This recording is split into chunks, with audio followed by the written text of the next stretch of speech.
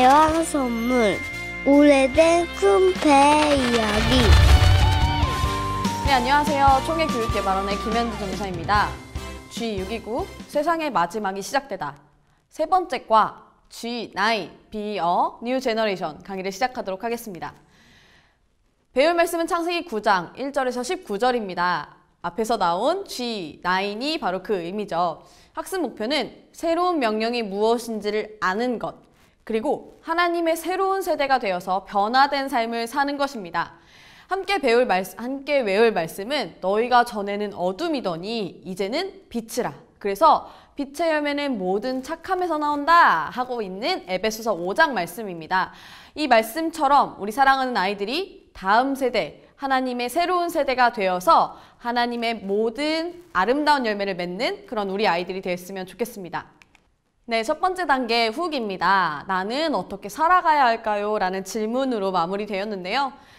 우리 주인공에게 좋은 소식이 들려왔죠. 바로 은혜가 회복되었다는 소식입니다. 이제 이 이야기를 들은 우리 주인공은 앞으로 어떻게 살아가게 될까요? 우리 사랑하는 아이들과 마지막 드라마를 보면서 대화를 나눠주시면 됩니다.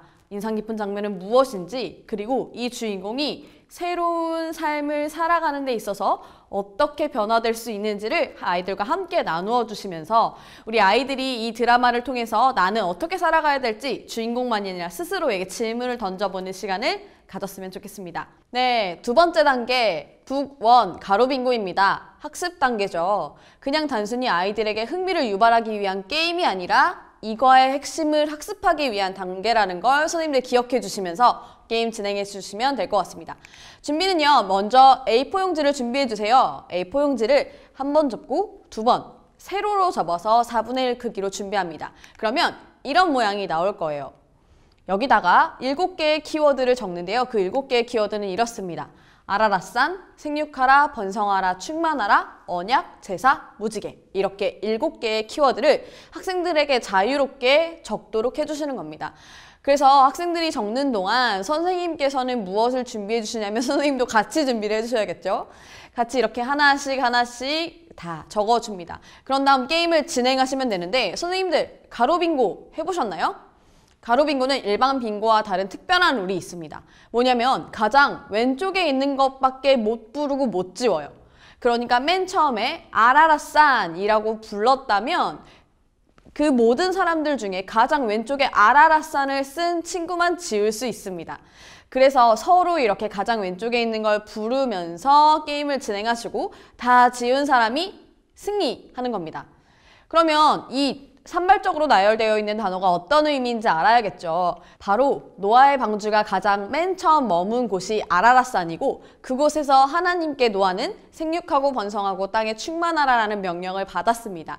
그리고 나서 제사를 드리고 그 제사의 향기를 기뻐 받으신 하나님께서 언약을 주시고 언약의 증거로 무지개를 주셨다는 거죠. 이렇게 7개의 키워드가 바로 노아 이야기의 핵심입니다.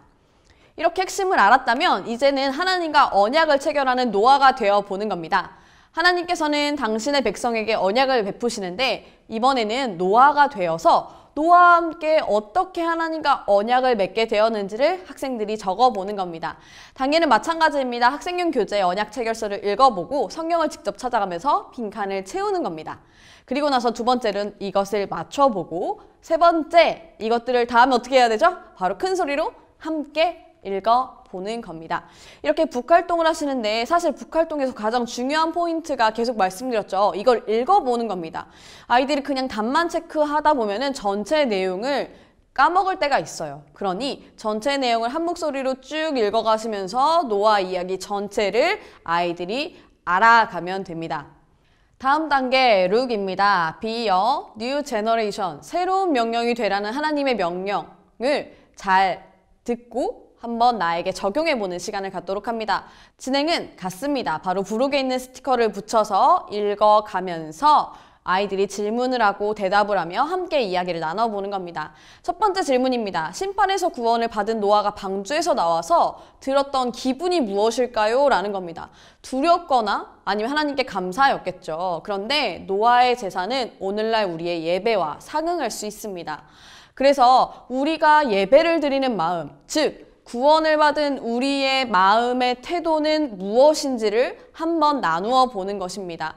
노아는요, 예배를 드렸습니다. 그것을 보시고 하나님이 기뻐하셨죠. 구원받은 자의 마땅한 반응은 감사이며 심판주이신 하나님을 향한 경외입니다. 그리고 당연히 이런 감정들은 예배를 통해서 나타나게 되죠. 그래서 개개인의 예배에 대한 태도를 점검해보는 겁니다. 이렇게 간단하게 예배에 대한 태도를 나누어 보신 다음 새로운 명령을 한번 찾아보겠습니다. 바로 창세기 9장 1절인데요. 하나님께서는 노아에게 이야기하셨습니다. 생육하고 번성하여 땅에 충만하라. 그런데 이 명령이 지금 내가 속한 지역 그리고 나에게는 어떻게 적용할 수 있을까요? 우리는 처음 노아 사건을 기억해야 합니다. 하나님께서 모든 인간에게 생육하고 번성하여 땅에 충만하라고 하셨습니다.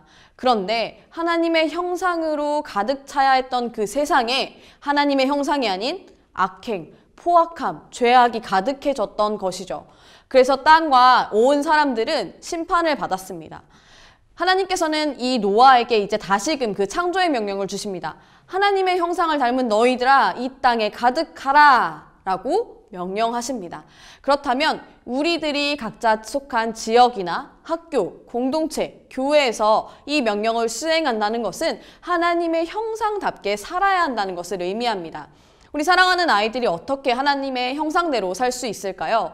교회에서, 학교에서 각자 그렇게 살고 있는지를 먼저 점검해 주시고 그 뒤에 우리 아이들이 그렇게 살아가려면 어떠한 태도를 가져야 하는지를 아이들과 충분히 대화를 통해서 나누어 주시면 좋을 것 같습니다.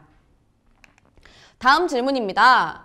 노아는 무지개를 볼 때마다 그런 생각이 들었을 것 같아요. 아, 하나님이 우리를 구원하셨지. 하나님이 근데 다시는 세상을 심판하지 않겠다고 하셨지. 그 언약을 기억했을 것 같은데요. 사실 오늘날에는 이 무지개가 조금 다른 의미로 더 많이 사용이 됩니다.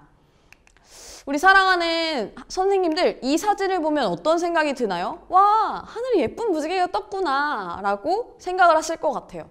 그런데 똑같은 파란 하늘에 이러한 무지개의 모습을 보면 어떤 생각이 드십니까? 우리 하나님의 언약이 떠오르시나요? 아니요. 사실은 우린 조금 다른 의미가 떠오릅니다. 성경적인 의미가 분명한 심벌인 무지개가 다르게 사용되고 있는데 우리는 그렇다면 이 무지개의 본래적 의미를 다시 회복하기 위해서는 어떠한 노력을 해야 될까요? 정답은 없지만 우리 아이들 각자의 머릿속에 떠오르는 여러 가지 아이디어들이 있을 겁니다. 그 아이디어들을 어떻게 현실화할 수 있는지를 함께 고민해보고 세상 가운데서도 구별된 하나님의 백성으로 살아갈 수 있는 발버둥을 쳐야 할 것 같네요. 우리 아이들에게 고민할 수 있는 질문이 되었으면 좋겠습니다. 마지막 질문입니다. 다시 받은 하나님의 창조의 약속은 하나님의 형상답게 살아라 라는 의미인데요. 하나님의 형상이 회복된 세상을 만들기 위해 우리는 어떤 일을 하고 싶나요? 라는 질문입니다.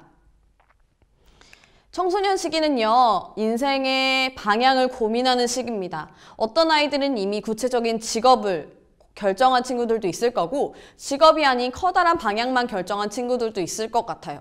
아니 또 어떤 아이들은 아직 직업도 꿈도 자신이 뭘 원하는지도 모르는 상태일 수도 있겠네요.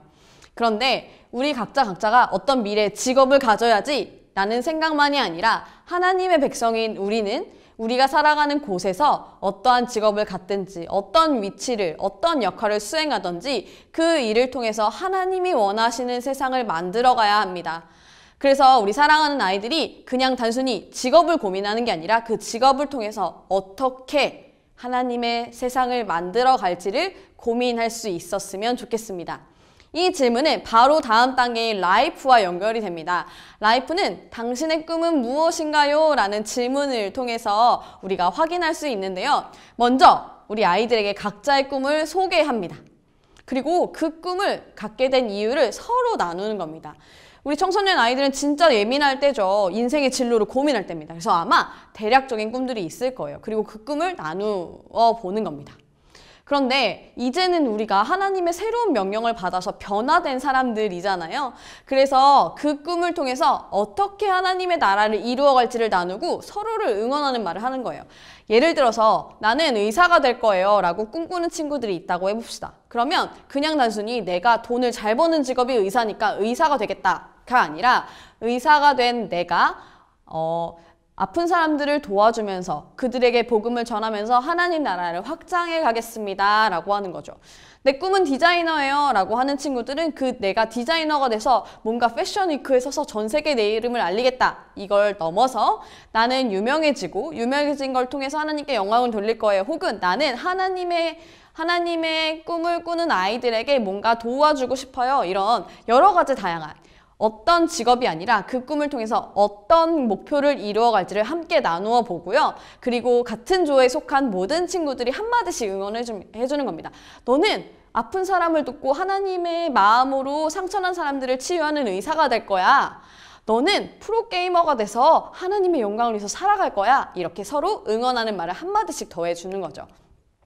그를 통하여서 우리 사랑하는 아이들이 꿈을 꾸고 그 꿈이 더욱더 확장돼서 우리 하나님의 백성들이 모두 모여 하나님의 나라가 확장되는 놀라운 일이 일어났으면 좋겠습니다.